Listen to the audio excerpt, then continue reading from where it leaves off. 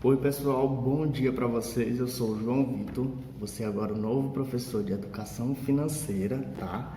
E como eu já bem sei, lá na nossa página 17 e 18 foram as últimas páginas que vocês pararam nesse nosso livrinho de Educação Financeira, né? Eu gostaria que vocês pegassem o lápis e a borracha e respondessem junto comigo agora, tá bom?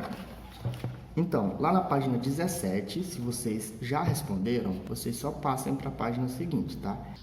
Então, aqui nós temos algumas questões relacionadas ao texto que vocês viram, né? Que vocês estavam aprendendo palavras-chave, que eram palavras novas. Que, por exemplo, vocês aprenderam voluntariado, solidariedade, filantropia, cidadania e economia, né? Que é algumas das palavras que eu estou vendo aqui na questão de número 6. Se vocês já aprenderam todas elas, muito bom. Como nós sabemos, existem algumas questões que são muito importantes e que podem salvar vidas. E é exatamente isso que vai dizer na página 18. Acredito que vocês já responderam a página 17, por isso eu estou dando continuidade a partir da 18. Então, como diz aqui, existem doações muito importantes, né, que podem salvar vidas. Aqui na nossa cidade, inclusive, nós temos o centro, o Hemomar, né, que é um local responsável pelo recolhimento de sangue para aquelas pessoas que necessitam de doação de sangue. Então, eu vou deixar para vocês responderem a letra A, B e C, baseado nisso que eu falei. Eu quero que vocês, na letra A, você já pode colocar o Hemomar e pesquisar até sobre o nosso Brasil mesmo, outros lugares, né, que façam, que ajudem nessa questão da doação. Aqui nós temos na letra B a doação de órgãos e na letra C a doação de leite materno, tá bom?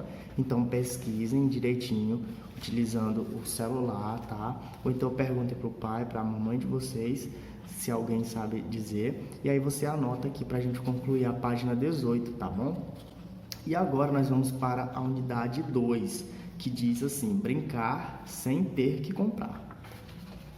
Lá na página 20, na unidade 2, vai ter um texto bem pequenininho, que ele só pega um pouquinho só da página, tá? Que o resto é toda uma figura bem grande, um desenho bem grande, sobre a Júlia, o Lucas, falando com os pais deles sobre várias coisas, parque, cinema, hambúrguer, só coisa boa e só coisa que gasta bastante, tá bom? Mas esse texto nos dá uma lição muito interessante. Eu quero que vocês observem isso, tá? E respondam a questão de número 1 e a de número 2, tá bom?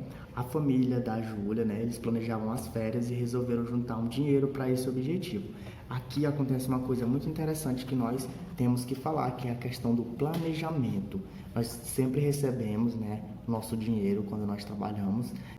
E o correto é você comprar as coisas necessárias primeiro e tentar juntar um pouco do que você recebeu. A gente nunca pode gastar mais do que o que a gente recebe e nem gastar praticamente o mesmo tanto do que a gente recebe. A gente sempre tem que aprender, né, a guardar uma certa quantidade.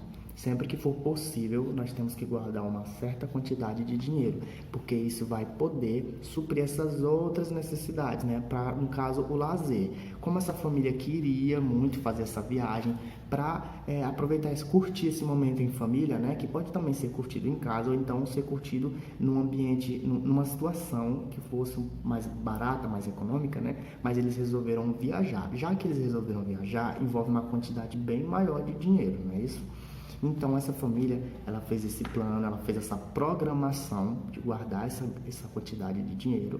E eu vou deixar vocês dizerem, vocês lerem o texto, tá bom? Para entenderem o que aconteceu. Se eles juntaram esse dinheiro para reformar a cozinha, se foi para trocar o carro ou se foi para viajar, eu não sei. Vocês vão responder de acordo com o texto, tá bom? Muitas vezes isso acontece. No meu caso, eu posso me citar como exemplo, eu estava juntando o dinheiro que eu recebo, eu juntava sempre uma certa quantidade, inclusive uma quantidade considerada alta, tá bom?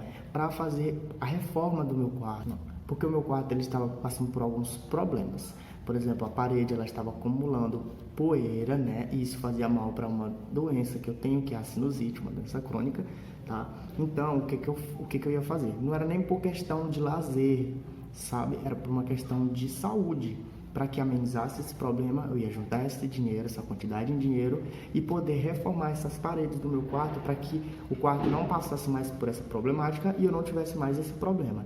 Então, nesse processo todo foi o que eu fiz, né? O que aconteceu? Eu tive, além de alergia respiratória, que é o que eu já tenho, eu acabei tendo um problema na pele, uma alergia na pele também. Então, isso gastou muito dinheiro. Mas a minha sorte é que eu estava com esse dinheiro guardado para terminar uma reforma até bem melhor, né? Mas até mais bonita do quarto.